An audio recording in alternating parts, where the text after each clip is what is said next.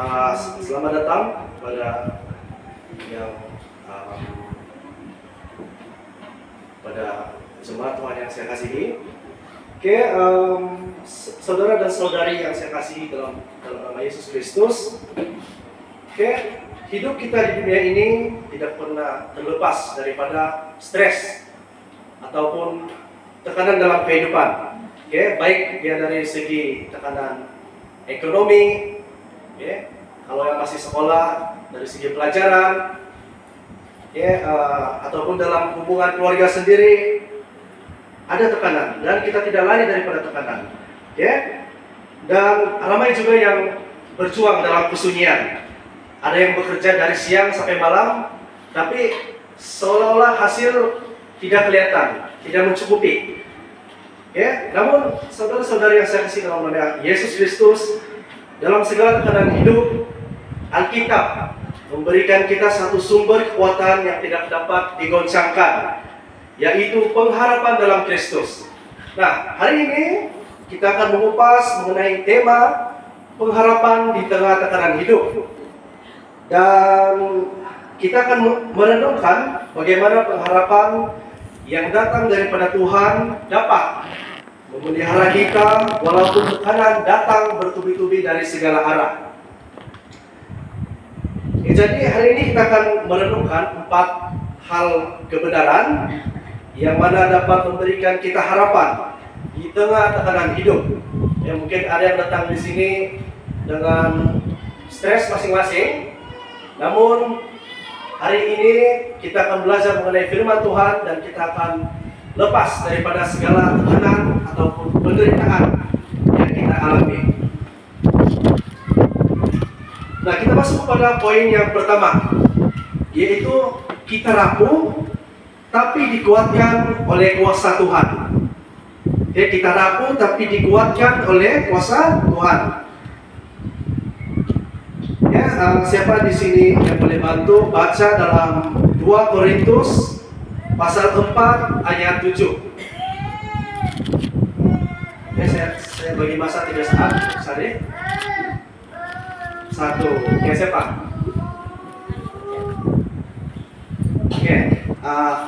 Ono. 2 Korintus 4 ayat 7. Tetapi harta ini kami punyai dalam bejana tanah liat, supaya nyata bahwa kekuatan yang melimpah-limpah itu berasal dari Allah, bukan dari diri kami. Haleluya. Terima kasih.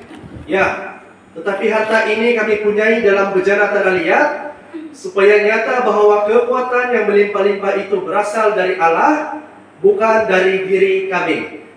Nah, ini adalah dikatakan sendiri oleh Rasul Paulus, yang mana Paulus menggambarkan kita sebagai bejana tanah liat. Nah, kalau kita sendiri lihat tanah liat, macam kita nampak di kebun, ciri fisikal tanah liat ini dia mudah rapuh, walaupun dia keras, tapi bila dia terletak sedikit dia akan retak dan pecah. Nah, jadi kita digambarkan seperti bejana tanah liat. Namun saudara-saudari yang saya kasihi dalam nama Yesus Kristus, ingatlah bahwa Tuhan tidak membuang kita karena kelemahan kita, karena dosa kita. Sebaliknya, Dia memilih untuk menyatakan kuasa-Nya melalui kelemahan kita itu. Nah, jadi apa yang ditekankan di sini adalah Tuhan tidak memerlukan kita untuk sempurna. Sebab kita sendiri adalah manusia biasa yang penuh dengan kesalahan, penuh dengan dosa. Dan Tuhan tidak perlu kita menjadi lebih baik. Namun justru dalam kelemahan kita sendiri, Tuhan memakai kita agar menjadi saluran berkat-Nya. Jadi kita harusnya menyerahkan diri kita sehingga kuasa-Nya bekerja melalui kita. Yang setuju katakan amin. Amin. Haleluya. Nah, saya bagi di sini satu ilustrasi seperti sebuah gayung plastik yang patah. Kalau macam sebelum-sebelum ini di tandas kita selalu guna tandas gereja, kita selalu guna itu gayung. Tapi itu gayung setiap kali kita guna jaranglah kita nampak ada yang bagus. Sebaliknya ada yang patah-patah sudah, sebab yang plastik dia mudah pecah. Ya, tapi walaupun dia punya pemegang patah, tapi selagi gayung itu berfungsi, dia boleh menampung air, kita tetap guna juga, bukan? Nah, jadi begitu juga kita di mata Tuhan. Walaupun kita patah di sana sini, ya, dengan kelemahan, dengan kegagalan atau dosa yang kita buat, yang kita sudah buat di masa lalu, Tuhan masih mampu dan mampu memakai kita sebagai hambanya. Amin.